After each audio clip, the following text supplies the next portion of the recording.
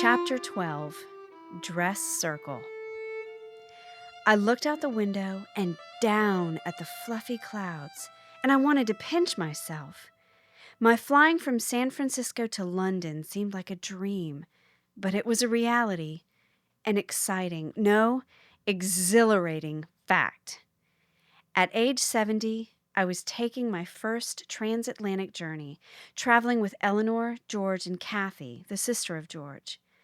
Our plan was to spend a month touring England and Scotland from May through the first week of June. I have known Eleanor since I arrived in Dunsmuir. She is a wonderful friend, but she is one of those people who is habitually late for everything. When she married George, it was a perfect match, for he was also a late person and one who moved very slowly. I had to deal with their lateness many times on this trip. Of course, without their help, there would not have been a trip to Great Britain. That fact tempered my anger when faced with their tardiness. This problem manifested itself when we almost missed our flight from San Francisco, but we didn't. With 15 minutes to takeoff time, luggage to check, and Brit Rail tickets to pick up, we hardly had time to say goodbye to a group of relatives and friends who had been anxiously waiting at the airport, all primed to give us a bon voyage party. Well into the flight, I began to calm down and slept through the night, to be awakened as we were approaching Heathrow. The highlight of our transatlantic adventure was to be the viewing of the Trooping of the Colours in London, the national observance of Queen Elizabeth's birthday. Before that, and after 3 days in Glasgow, we came by train to Inverness. There we took a boat ride looking vainly for the Loch Ness monster. Next day, after a restful night in an inn situated right on the channel separating the mainland from the Isle of Skye, we were met by a gentleman who took us on a day-long fascinating tour of the island. A small ferry boat carried passengers to and from the island. Kathy and I were on board early. At exactly 8:30, the pilot blew his whistle, turned on his engines, and pulled his craft out into the channel. With Eleanor and George just visible some distance away, Kathy screamed, "Stop, stop! My brother isn't here. He's coming." It's hard to believe, but the pilot reversed his engine, backed up to the dock, and let the belated Harrisons aboard. They were smiling happily, just as though nothing had happened. Now, to the Trooping of the Colours. After spending the evening in the Harrisons' room, I remarked, "I'm getting up at 5 a.m., going down to the lobby to get a taxi, and go out to the parade grounds at Whitehall." Almost in unison came their reply, "Oh, no, we'll watch it on TV." The next morning, shortly after 5, I went down to the lobby. Happily, a taxi was parked there.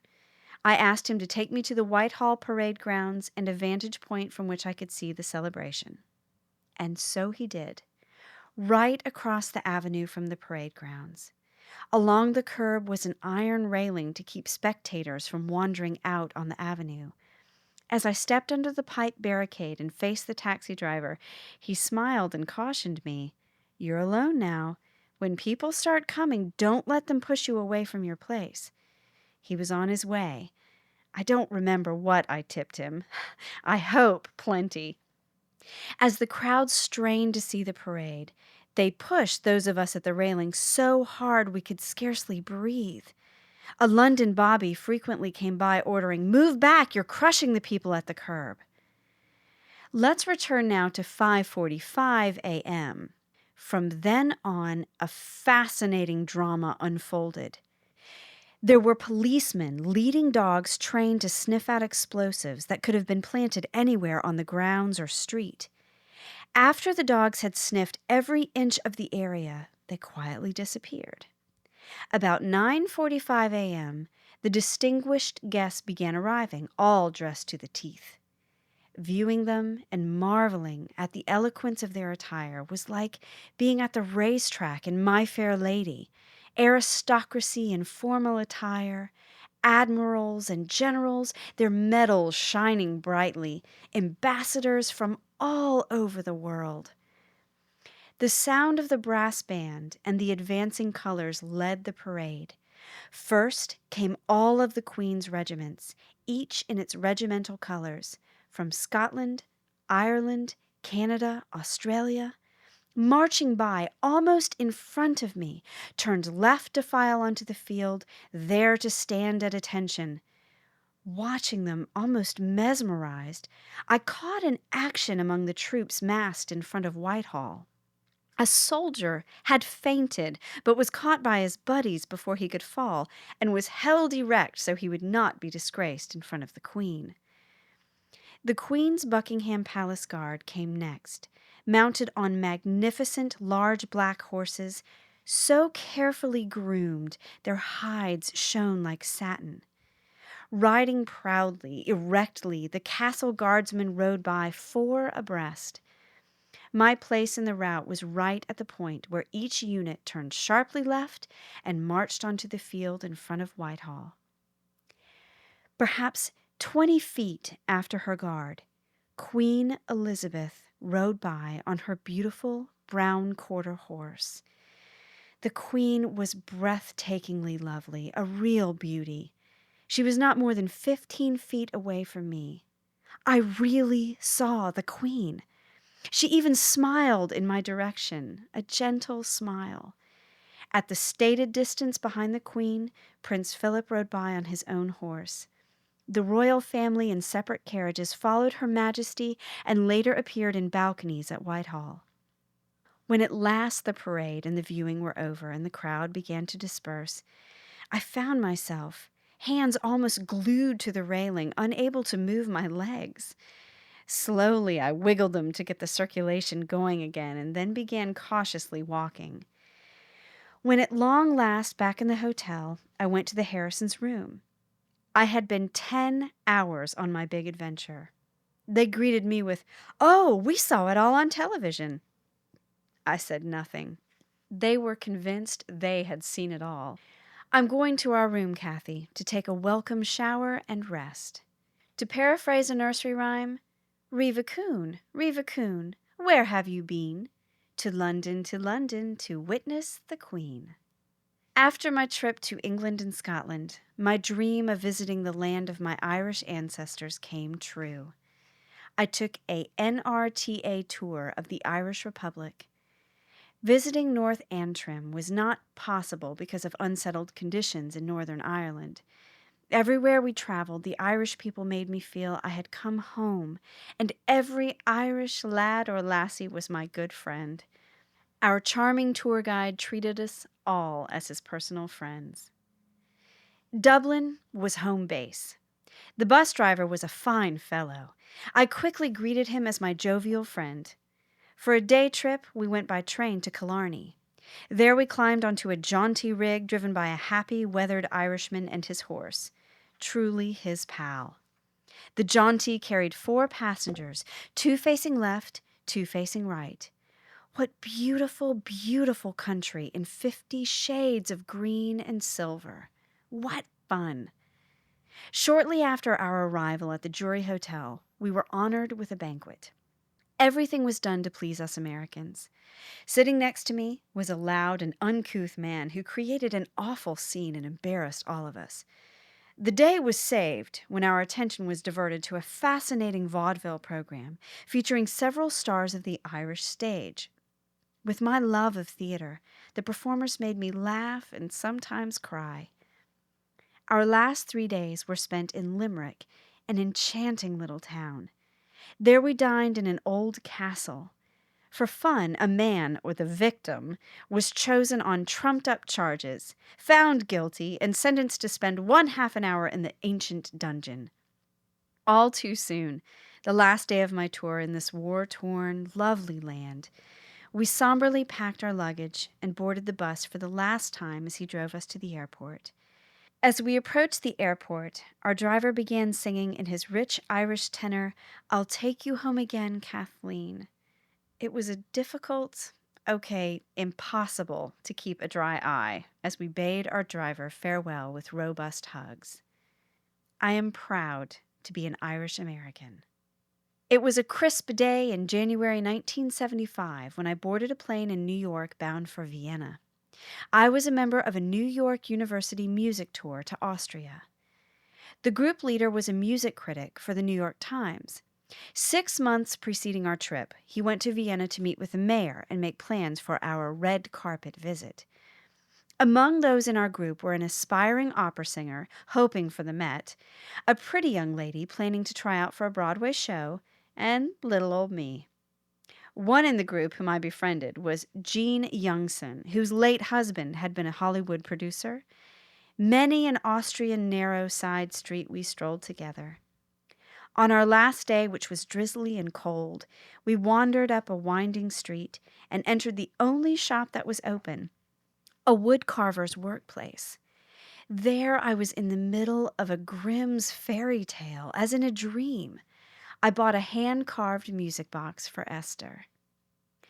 By pre-arrangement, we were guests at the State Opera, impeccably restored after its complete demolition during World War II. There in the dress circle reserved for the royal family, we were seated. I in the center front seat where the emperor sat. During the intermission, as was the time-honored custom, we strolled the corridor. From beginning to end, the folk opera was a sheer delight. The Austrians dressed formally, loved the players and the music. When the stars sang a solo number, the audience linked arms and swayed with the rhythm. I, too, swayed with them and smiled. Another memorable show was viewing the Lippizaners. Hundreds of people eagerly anticipating the performance waited at the entrance to a long tunnel leading to the arena. I was talking with my 2 companions for this event, who happened to be teachers from the New York City schools. Above the cacophony of many voices, I heard, "Mrs. Coon, Mrs. Coon." Tracing the voice as well as I could, my eyes caught movement against the flow of the crowd. Suddenly, a young American Air Force man ran to me, hugging me tightly. "I recognized your voice. I knew it was you." Then he hurried back to join the other servicemen whom he had brought to see the Lippizaners. Over his shoulder he called back, muffled by the noise. I believe he called, "My bride is with me." My 2 companions asked, "Who is that young officer?" Still in a trance, I happily replied, "One of my former students." They both seemed astonished. I'm not sure they believed me. After our halcyon days in Vienna, we went by bus to Salzburg, home of Mozart. Because January was the bicentennial of his birth, there were many exhibits and shows celebrating the great master's gift to all the world. We were taken to his home, and there on the 2nd floor gazed upon Mozart's violin and harpsichord. One evening, we were guests at a puppet performance. This charming old-world city of magic flute was also the setting for the movie Sound of Music. Back in Vienna, once more in our lavish hotel, we dressed in our finest clothes, having been invited to be guests of the mayor in his chambers. Soldiers guarded the elevator. A soldier manned the lift. More soldiers greeted us, guns at the ready, as we left the elevator. I shuddered as they ushered us into the mayor's luxuriously appointed chambers. Settling back into a big chair, I looked over the room. No one was talking. I looked at a beautiful American flag and let my gaze take in the decorations. Suddenly, like a bolt of lightning, "My flag! It's up for us!" After presenting each of us with a record of Strauss waltzes, autographed too, we were led down a long flight of red-carpeted stairs to the basement. Never have I ever been a guest at such an elegant, beautiful banquet, complete with waiters in the 18th century costumes and table agleam with white linen, Haviland china, and an array of wine glasses at every place, a different one for every different wine. Another day, we were honored with a special trip to the National Library, not open to the public. Our guard unlocked the door to allow us to enter. We were led into what might be called the sanctum sanctorum. Inside the room, he opened a safe deposit vault and from it carefully removed 2 manuscripts and placed them on a table. First was Mozart's Magic Flute, part of it, that is. Next, Beethoven's manuscript for part of his Ninth Symphony. Viewing those priceless treasures made me feel very close to this great musician-composer. Tears welled up in my eyes, so deeply moved I was, and I dabbed the drops lest they fall on one of the documents. Saying goodbye to new friends and boarding the plane for home, I closed the book on my fairy tale, dreamlike adventure to the never-never lands of Vienna and Salzburg. I was jolted from my reverie by the captain's voice over the PA system telling us that the plane had settled in at 39,000 feet and that we would reach San Francisco in a bit over 5 hours. Knowing that, I checked that Bob and Alice Jane were still in the seats in front of me. Then I closed my eyes and began to relive our wonderful Christmas visit in New Jersey. There were little signs along the way, and especially during the long flights, that indicated to me perhaps my traveling days were over with this trip. So it came to be. It was 1996. I am so thankful for all the travel opportunities I have had over the years. Over, under, whoosh, and back again, back and forth.